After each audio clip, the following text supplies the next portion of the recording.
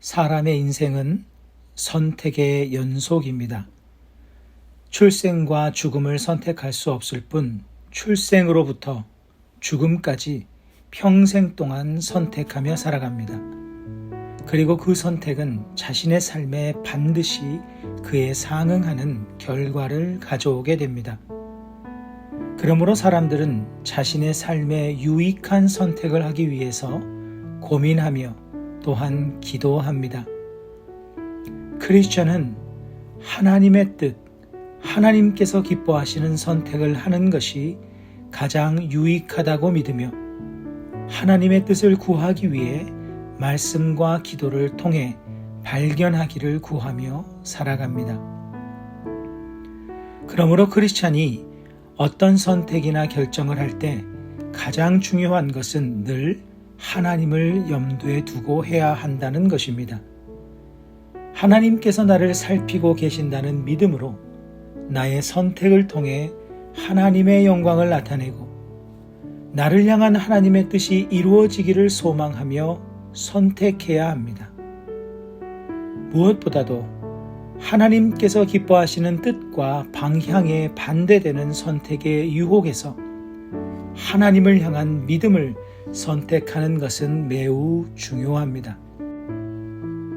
나이가 많아 늙은 아브라함은 그의 아들 이삭의 아내를 찾기 위해 그가 속했던 본 족속으로 종을 보내려 합니다.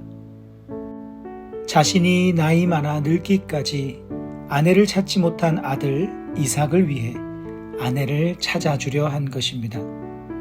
아브라함이 이삭의 아내를 선택하는 기준은 매우 명확했습니다. 자신의 민족 사람이어야 하고 그 아내는 가나안 땅으로 이주하여 와야 한다는 조건입니다. 가나안 땅이어야 하는 이유는 하나님께서 아브라함에게 약속하신 약속의 땅이었기 때문이고 그 가나안 땅에서 가나안 이방 민족이 아닌 자신의 민족을 통해 번성을 이루게 하실 거란 약속 때문이었습니다. 아브라함에게는 하나님께서 자신에게 하신 약속을 반드시 이루실 거란 믿음이 있었습니다. 그래서 반드시 자신의 민족 중에 아내를 찾게 될 것이라 믿었고 이삭의 아내 될 사람이 가나안 땅으로 이주하여 올 것이라 믿었습니다. 그래서 그 두 가지 조건을 고집하였습니다.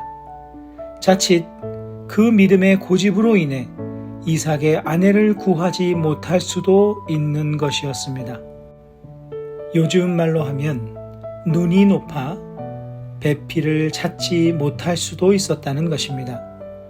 더구나 당시에는 자신이 살던 고향 땅을 떠나는 일은 생명의 위험까지 감수해야 하는 큰 일이었습니다.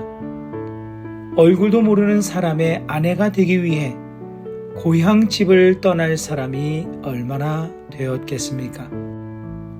그러나 아브라함은 하나님께서 반드시 자신의 민족, 자신의 핏줄을 통해 가나안 땅에서 번성케 하실 약속을 굳게 믿었고 하나님께서는 그 믿음을 저버리지 않으셨습니다. 하나님께서는 하나님의 약속을 굳게 믿고 붙잡는 일을 저버리지 않으십니다. 하나님을 향한 믿음을 고집하며 하나님의 뜻대로 선택하는 일을 결코 저버리지 않으십니다. 하나님께서 그 믿음을 보시고 그를 돌보지 않으신다면 어찌 하나님을 신뢰하며 우리의 삶을 맡길 수 있겠습니까? 하나님께서 그 믿음을 돌보지 않으신다면 누가 그 믿음을 돌보겠습니까? 믿음의 선택을 하는 것은 때로 큰 모험을 감수해야 할 것과 같은 때가 있습니다. 그러나 하나님을 위한 믿음의 모험은 결코 실패하고 망하는 일이 없습니다. 하나님께서는 우리 안에 있는 그분을 향한 믿음을 보시고 그 믿음을 통해 일하시며 열매 맺게 하시기 때문입니다. 하나님께서는 그분에 대한 믿음을 저버리지 않는 자를 결코 저버리지 않으십니다. 말씀을 기억하며 기도하는 시간을 가지십니다.